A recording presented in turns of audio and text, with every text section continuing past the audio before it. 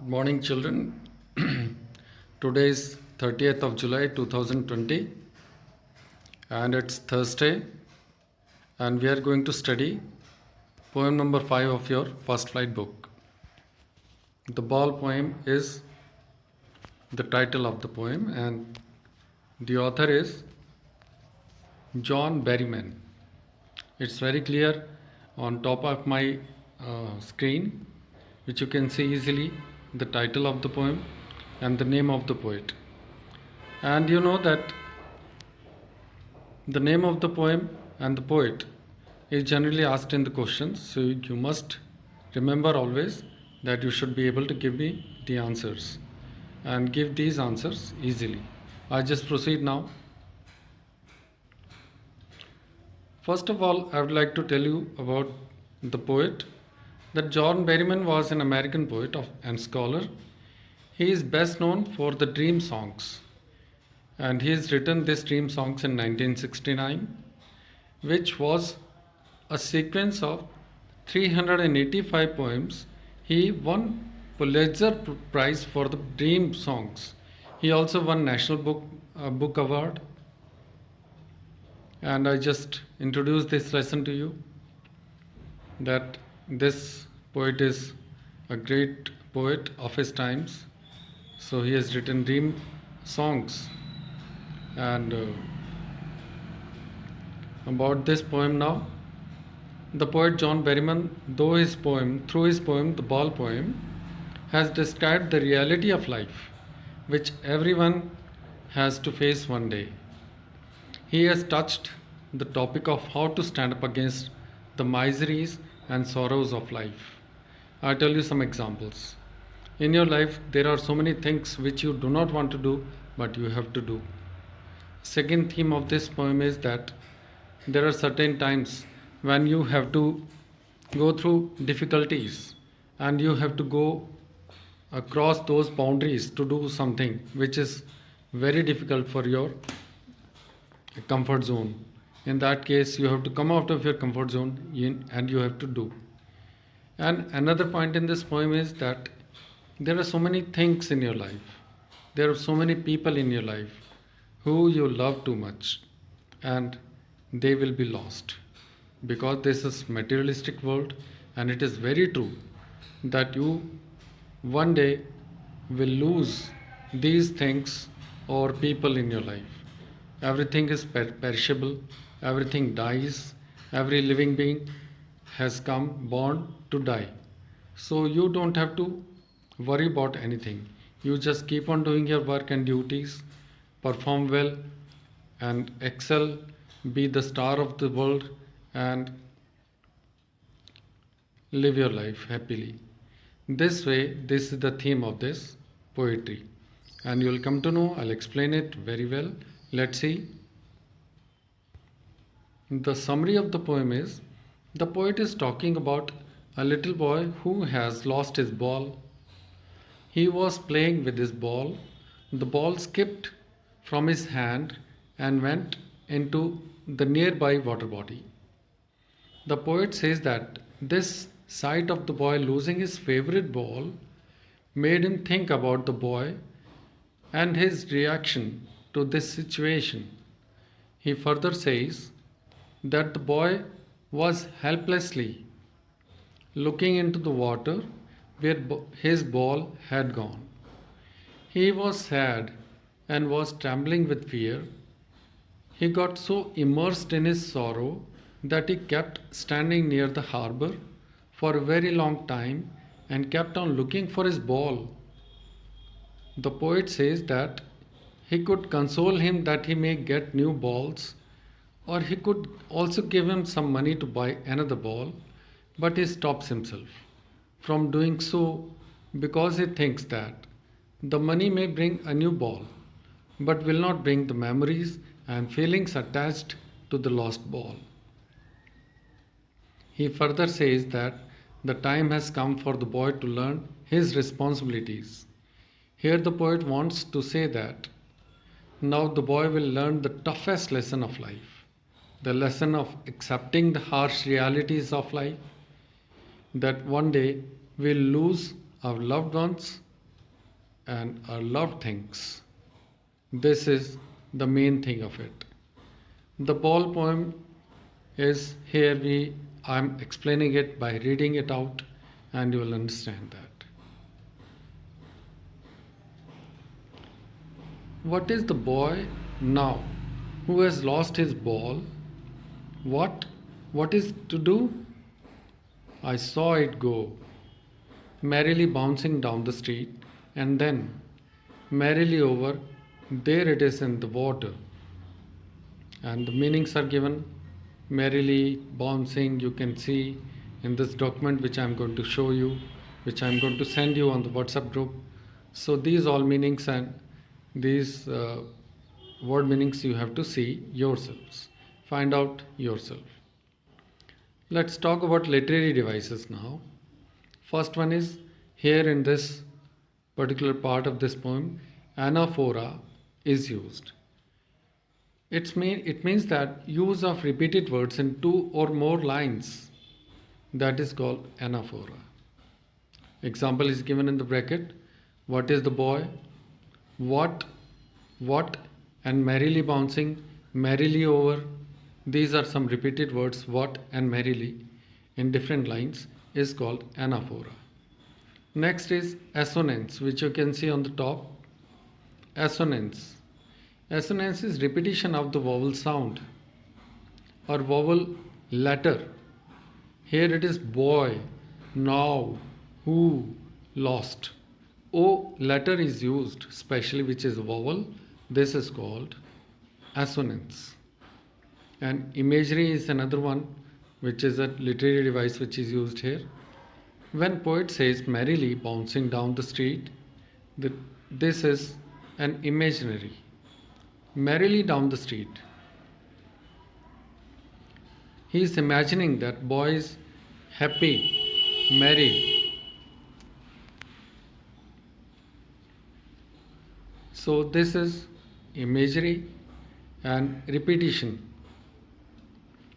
Repetition is repeating any word, any particular phrase is called repetition, which is another figure of speech.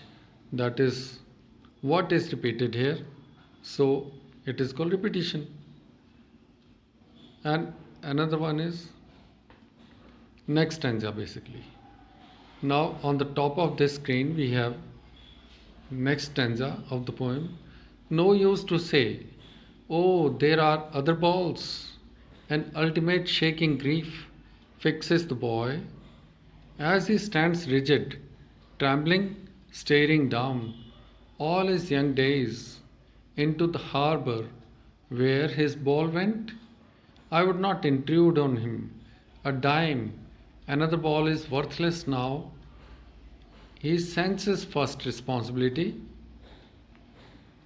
So this is the part which I have told you. By reading it, I come to the words which are difficult here.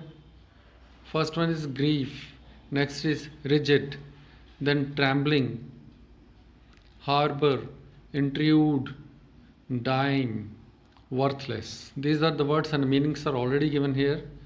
And now the meaning in the explanation of this particular stanza is, the poet says that there is no benefit of consoling the boy by saying that he will get another ball because he has other balls too. He says so because the boy is feeling very sad. He is completely surrounded by sorrow. He is sad because all the memories of the childhood days went down the harbor with the ball. Here the poet says that the boy is very sad as the ball which has now gone into the water reminds him of those sweet memories of the times when he owned it. This loss is unbearable for him and he is grief stricken. The poet says that he cannot even tell the boy to take some money from him in order to buy another ball. He says so because the new ball will not bring the sense of belonging to the boy, Further, the poet says that the time has come for the boy to learn the responsibilities of taking care of his things. So, literary devices used here are repetition, which you know it, asyndeton, no use of conjunction in a sentence. When there are certain phrases or words written in a line and they're not joined with any conjunction, but they are different entities, different things, and no conjunction is there, then this literary device is known as asyndeton. So, example is a dime, another ball is worthless. There are some words where no conjunction is used. In a world of possessions, this is the next part. Next stanza is on top. In a world of possessions, people will take balls. Balls will be lost always, little boy, and no one buys the ball back. Money is external. He is learning well behind his desperate eyes the epistemology of loss, how to stand up, knowing what every man must one day know, and most know many days how to stand up. So this is the stanza which ends here, and there are certain difficult words which I just read out for you. Possessions, external, desperate, epistemology, and it means the Greek word for episteme means knowledge. Here the poet says that the boy has to learn that in this materialistic world many of his belongings will be lost. He personifies the ball as his belongings, be it the worldly things or the relationships he is in possessions of. So he says that he has to learn to live without them, no matter what. He says no one can buy back such things for him. The poet said, so because according to him, money can't buy you everything. If it does buy you some materialistic thing, still it will not be able to buy a sense of belongingness. He says that the boy is learning how to stand up against the sense of lost things. This means that the boy is trying to learn the real truth of life, which states that you have to accept the miseries of life and stand up again. This is the truth which everyone has to learn in his or her life. This harsh truth of standing up against the odd miseries of life that everyone has to bear. So, this is the explanation.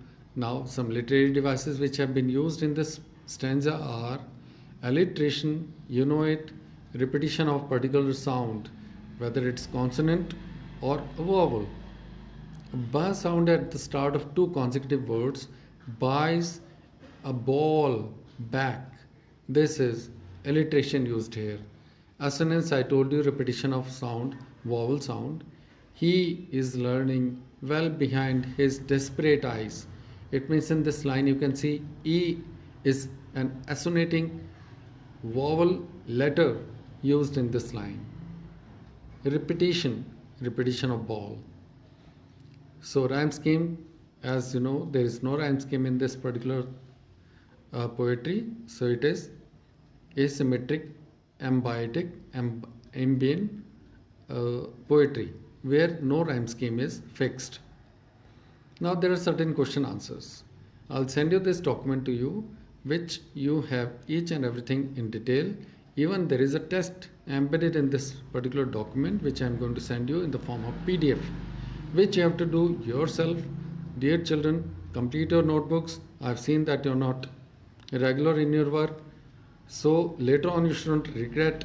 Do not complain at all that due to your laziness you got less marks. So dear children, have a nice day. I wish you a very good day. Happy homework day. Thank you so much.